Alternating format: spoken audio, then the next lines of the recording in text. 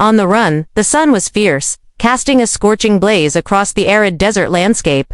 Mescalero winds howled softly through the sparse brush, carrying dust and whispers of old stories. Nayeli, a young Mescalero Apache woman, moved swiftly between the shadows of the towering sandstone cliffs, her dark eyes alert and searching. Behind her, the relentless footsteps of her pursuers thundered a cruel echo she could never escape. Nayeli's heart pounded as she stumbled across the rocky terrain. Her people had been hunted before, but this time it was different. The soldiers were more determined, more ruthless. Her village had been raided, her family taken or scattered. Nayeli alone had slipped away. Clutching the small leather pouch her grandmother had given her, the only thing she had left of home, she paused for a moment, the dry air filling her lungs. The sun burned her skin, but fear burned hotter inside her. She knew the soldiers would not stop until she was captured, or worse. Their orders were clear. No mercy. As night fell, Nayeli sought shelter in the hollow of an ancient mesquite tree. She wrapped her blanket tight around her, and listened, for the slightest sound, anything that might signal danger or salvation. Hours passed in silence except for the occasional distant howl of coyotes. It was then that she heard a voice, a rough, tired voice coming from a narrow canyon nearby. "Hey, you there? I'm not going to hurt you." Nayeli's hand flew to the knife at her belt, her muscles tense. Slowly, she stepped toward the voice, peering into the dim light. A man emerged from the shadows, his uniform tattered and dirty, his eyes weary but sincere. "I'm no soldier anymore," he said. "Deserted. Like you're running. Maybe we can help each other." Nayeli's breath caught. Trust was a luxury she could ill afford. But something in his voice, the desperation, the hope, stirred something deep within her. She lowered her knife slightly and nodded. Her flight from death had brought her face to face with a stranger, a deserter, and perhaps, just perhaps, he was her last hope for freedom. The deserted soldier, the man's eyes were tired, sunken beneath the shadow of a beard that hadn't seen a razor in days. His uniform hung loose on his gaunt frame, patched with dirt and torn at the sleeves. Yet there was something in his posture, hesitant but steady, that gave Nayeli pause. She tightened her grip on her knife, still wary, but curiosity edged out fear. "What's your name?" she asked cautiously, her voice barely above a whisper. "Elias," he replied, rubbing the back of his neck awkwardly. "I was a soldier, until I couldn't be one anymore." Nayeli watched him carefully, trying to read the truth in his eyes. The desert was harsh and cruel, but survival often meant trusting strangers when no other option existed. "Why are you here, Elias? Why desert?" He looked away, scanning the horizon before answering. "War's a bloody business. I saw too much. Innocent people caught in the crossfire. I couldn't stand it anymore, so I ran." Nayeli nodded. She understood pain and loss. Well, her own people had suffered under orders from men like the soldiers he'd once been. "I'm running too," she said quietly. "They want me dead or captured. My village. It was destroyed." Elias's gaze softened. "Then maybe we're both running toward the same thing, freedom." For a long moment, they sat in silence beneath the mesquite tree, the night stretching around them like a vast black canvas filled with stars. In the stillness, Nayeli felt a strange flicker of hope, a fragile thread connecting her fate to this broken man. "Why help me?" she asked finally. "Because I can't undo what I've done, but maybe I can do right by someone," Elias said. "I've been living out here, avoiding patrols, hiding from the army I once served. But I know these lands. I know how to survive." The weight of his words settled over Nayeli. She'd been alone for days, exhausted and hungry. Having someone who knew the desert, the paths, the water sources, the dangers, could be the difference between life and death. "All right," she said, slowly, lowering her knife. "We'll travel together for now." Elias nodded, relief evident on his face. "Good, but we must move quickly. They'll be searching for you everywhere." Before dawn, they set off, crossing rocky ravines and navigating winding trails known only to the desert creatures. Elias pointed out signs, tracks of animals, hidden springs, safe spots to rest. Along the way, he told her of his desertion, of the battles he'd witnessed, and the guilt that chased him like a shadow. Nayeli shared fragments of her own story, her family lost, her people scattered. The fear that never left her heart. Despite their differences, a bond began to form, born of shared pain and a common desire to escape. But the desert was unforgiving. Days passed, and the scorching heat tested their endurance. Food was scarce, water scarcer. They hunted small game and gathered roots, rationing what little they found. One evening, as the sun dipped below the horizon, Elias stopped abruptly. "There's a patrol not far behind us," he warned, voice tense. "We need to hide." Naomi's heart raced. The soldiers were closing in, relentless as ever. She glanced at Elias, gratitude and fear mingling in her eyes. "We'll make it," he promised, "if we trust each other." And in that desperate moment, trust became their only weapon against the darkness hunting them. Shadows of the past, the patrol's footsteps echoed faintly behind them, sharp and steady like the beat of a drum. Naomi's heart thudded in her chest, each beat a reminder that they were not safe. Elias gestured sharply toward a narrow crevice, between two boulders, barely wide enough to hide a person. "Get in," he whispered urgently. Together, they squeezed into the rocky crevice, the rough stone pressing against their backs as they crouched low. Dust settled in the silence between their breaths. The sun's dying light cast long shadows, turning the desert landscape into a surreal tapestry of darkness and amber.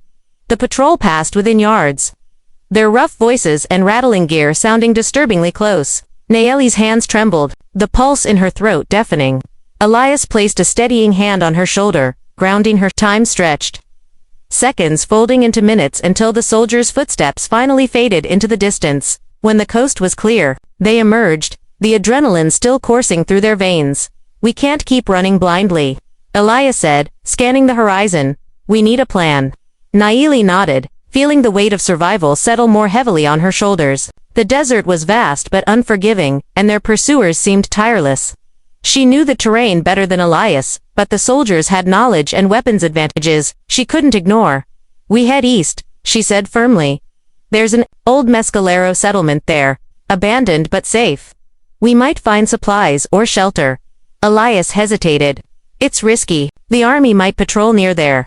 But it's a risk we have to take," Naomi replied. "I can't keep running forever." As night cloaked the land, they moved again. Slower now, shadows among shadows. The stars wheeled overhead silent, witnesses to their flight. Along the way, Elias's stories came out in bursts, piecing together the man behind the soldier's uniform. He'd grown up in a small frontier town, dreams of serving his country turning to nightmares in the heat of battle. He spoke of a mission gone wrong, comrades lost, and orders he couldn't follow. "I didn't desert because I was scared," Elias confessed. "I deserted because I refused to be part of the killing anymore." Naomi listened, understanding the conflict that tore at him. She, too, had been torn between her desire for peace and the brutal reality forced upon her people. By dawn, the outline of the settlement appeared a cluster of weathered adobe homes, sun-bleached and crumbling.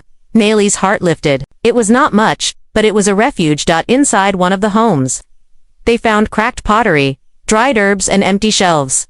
Elias found a small stream nearby, and they refilled their canteens. For the first time in days, they rested, allowing their bodies a brief reprieve. Yet, peace was fragile. Elias's eyes remained watchful, ears attuned to every sound. That night, as Naomi drifted into a fitful sleep, she dreamt of her family faces blurred by time but burning with the same fierce spirit she carried. The desert whispered warnings, and deep inside, she knew their journey had only just begun. Outside, the wind carried a faint but unmistakable sound. The distant crackle of a campfire and the low murmur of voices. Someone was nearby. Unseen threats, the flicker of firelight danced against the cracked adobe walls of the abandoned settlement. Naomi sat motionless, her eyes fixed on the horizon where faint orange glows teased the darkness. Elias stood beside her, hand resting on the worn handle of his makeshift knife, his face etched with worry. "Soldiers," Elias whispered, voice low. "They're camped not far from here." Naomi's fingers tightened around her own blade. "We've been lucky so far," she said, trying to steady her voice. "But not for long." They debated their options. The soldiers might have spotted signs of their passage, the broken branches, footprints in the dust. With supplies running low, staying hidden wasn't a luxury they could afford. "We need to move before dawn," Elias decided. "We can circle around them and head toward the mountains." Naomi nodded, swallowing the lump in her throat. The mountains promised safety. Difficult terrain that would slow the soldiers and favor their escape. Night deepened, and the desert. Sounds grew sharper, the rustle of lizards, the distant call of owls, the whisper of the wind through dry brush. Naomi lay awake, listening. Her mind replayed memories of her people, their traditions. Their stories etched into the very earth she walked on. Suddenly, a sharp crack echoed nearby, the snap of a twig. Nayeli's body tensed instantly. She nudged Elias awake, pointing toward the brush where movement flickered. "Someone's coming," she hissed. From the shadows stepped a young boy, dirt-streaked and trembling, his eyes wide with fear. "I'm sorry," he stammered. "I didn't mean to scare you. I ran from the soldiers too." Elias lowered his knife cautiously. "Where are your people?" The boy shook his head.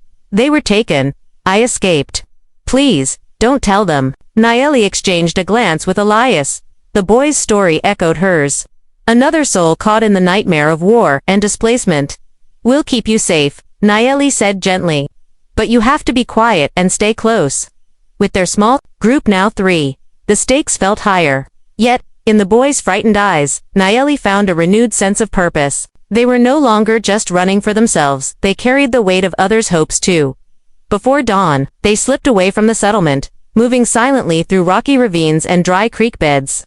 The mountains loomed ahead, promising sanctuary but also unknown dangers. As they climbed higher, the air grew cooler, and the scent of pine mixed with the dry earth. Elias pointed out hidden trails, worn by generations before them. But the soldiers were relentless. One afternoon, as they rested beneath a cluster of juniper trees, distant shouts shattered the quiet. Footsteps pounded across the rock. Soldiers closing in. Nayeli grabbed the boy and dashed into a narrow cave opening, Elias covering their retreat. Bullets sparked against stone, and the desert air filled with the acrid smell of gunpowder. Inside the cave, darkness swallowed them. Nayeli pressed her hand against the boy's trembling shoulder. "We'll get through this," she promised, her voice steady despite the pounding of her heart. Outside, the soldiers searched, unaware that their prey had vanished into the shadows of the mountains. Into the mountains, the cave's darkness was thick, swallowing Nayeli, Elias, and the boy as they huddled deep inside. The air was cool and damp, a sharp contrast to the searing desert heat they had fled. Every breath felt heavy, every noise amplified. In the silence, outside, distant footsteps echoed, a haunting reminder that the soldiers were still searching, relentless in their pursuit. "We can't stay here long," Elias whispered, his voice rough from exhaustion. "If they find this cave, it'll be the end of us." Nayeli nodded, scanning the jagged walls. The cave twisted deeper, but she could feel the air growing thinner.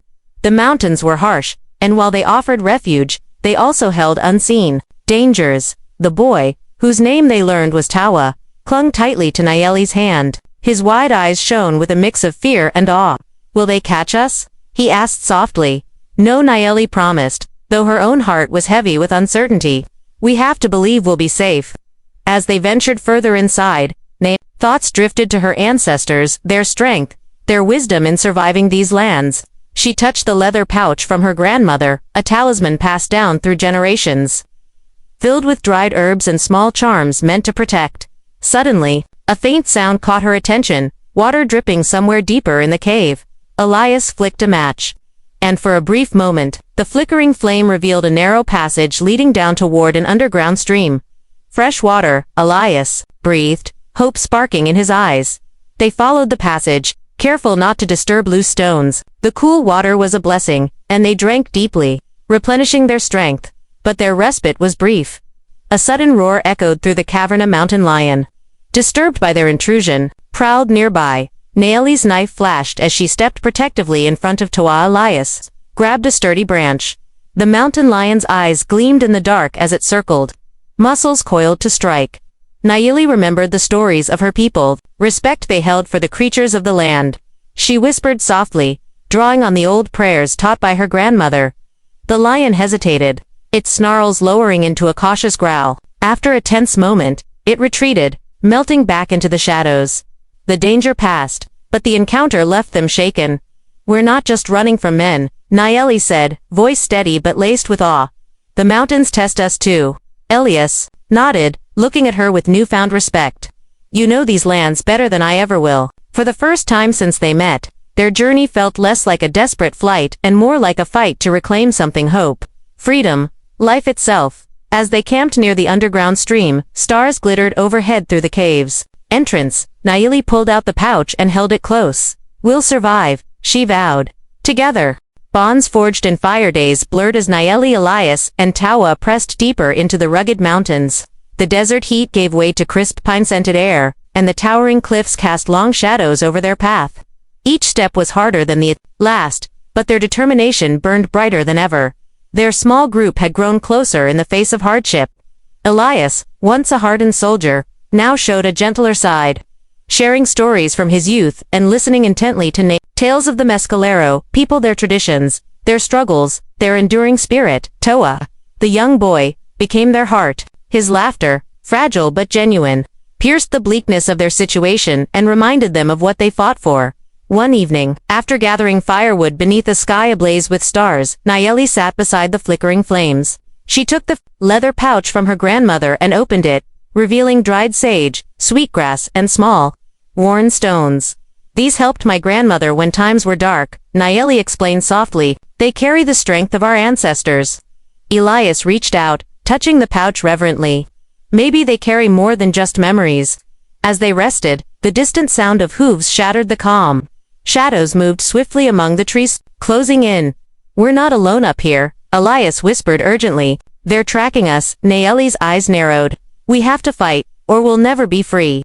They prepared quickly, setting traps and readying their few weapons. Toa hid behind a boulder, clutching a small carved figure, a gift from Nayeli to remind him of his courage. When the soldiers arrived, they found an empty camp and signs of a recent escape.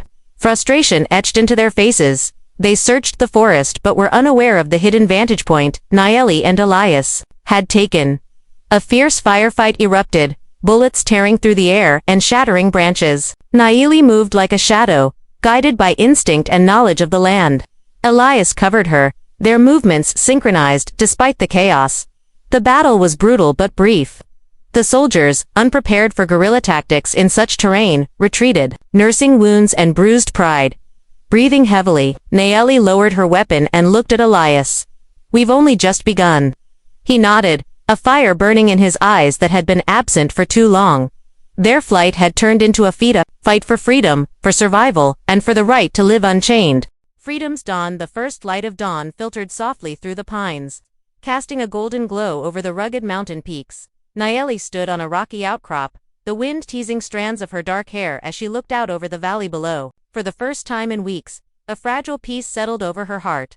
Beside her, Elias packed their few belongings, the weight of their journey etched in the lines of his face, but tempered by hope.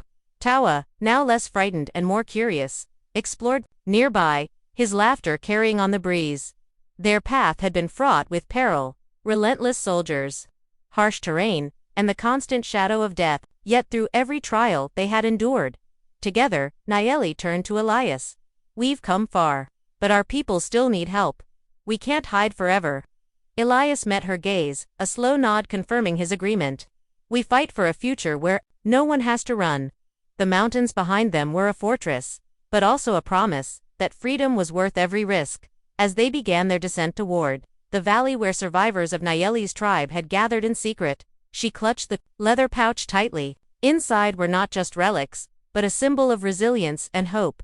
With every step Nayeli felt the strength of her ancestors guiding her, the spirit of the Mescalero Apache living on in her. The sun rose higher, burning away the shadows of fear and doubt. Nayeli, Elias, and Toa moved forward, not as fugitives, but as warriors reclaiming their destiny. Their fight was far from over, but for the first time, freedom was within reach.